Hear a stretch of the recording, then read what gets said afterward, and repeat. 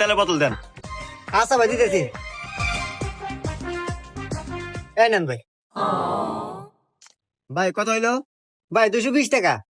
আচ্ছা ভাই দিতেছি। এই না।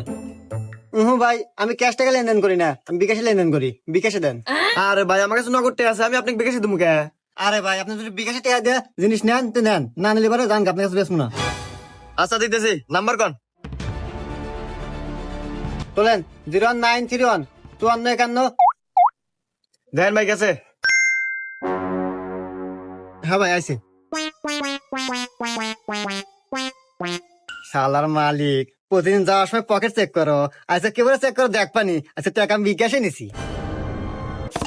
এ হে রে, সাহলে নাকি তো হাতে নিলাম না, জানি আসি। না দোকানের মাল পাতি ফুরা যায় কিন্তু ক্যাশ মেলে না, বুঝতেছি না ঘটনা।